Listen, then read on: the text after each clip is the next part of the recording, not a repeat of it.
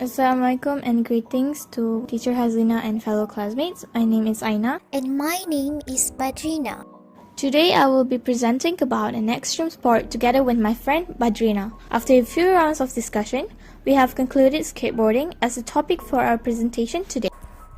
Skateboarding is a form of recreation and sport in which a person rides standing balanced on a small board, mounted on wheels, or the direct meaning is basically the activity or sport of riding a skateboard. I'm positive most of you are familiar with skateboarding, but do you know the history of skateboarding?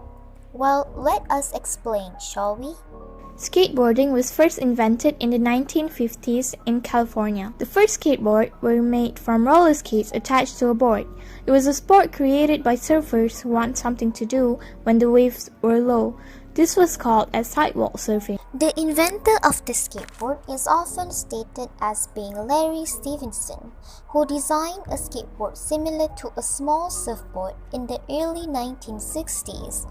However, there were many other skateboard type designs that were created much earlier than the 1960s, with many claiming to be the original inventor.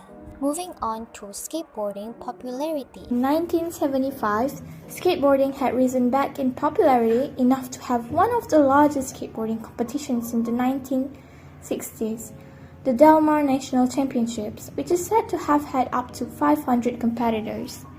By 2001, skateboarding had gained so much popularity that more people under the age of 18 rode skateboards than played baseball.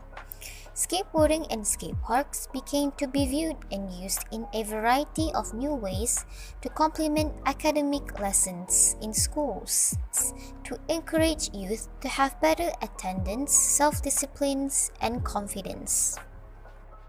The final big development in pushing skateboarding to the masses is the accessibility of skateboarding content, particularly with video services such as YouTube.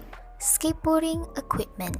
While there is something undeniably cool about skateboarding without safety gears, skateboarding injuries do happen quite frequently, particularly if riders skate in the wrong place or don't wear protective gear.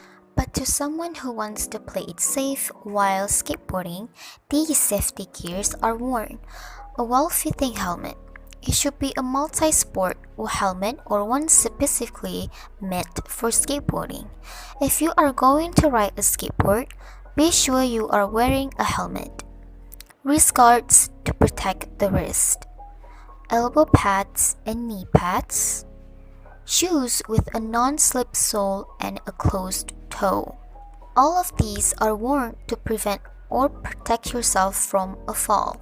Furthermore, we must not forget the skateboarding rules. First and foremost, the most important skateboarding rules you should follow is to never ride in the street or skateboard in wet weather. Both of these are dangerous and would easily cause an accident. If you're a beginner learning to ride, try out skateboarding on a smooth driveway that is away from all traffic, the beginner section of a skate park, or a parking lot that is not being used.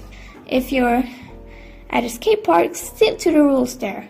Before entering skateboarding areas, take a moment to glance around. Next, you shouldn't skateboard in crowded areas. Also, don't wear headphones while you're at it. All of these rules ought to be followed for safety. I'm sure you all know how skateboarding works, but let us show you this 15-second video clip of a man skateboarding.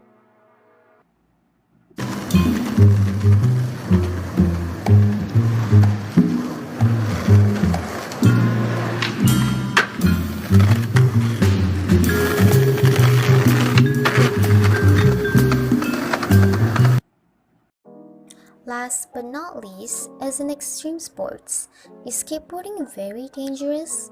The short answer is that, like anything, without the proper care, it can be dangerous, but it doesn't have to be. Using common sense, quality equipment, and avoiding risky behavior helps lower risk. That's why it's wise to wear safety gear and follow the rules given to minimize the risk. And that is all from both of us. Thank you for watching.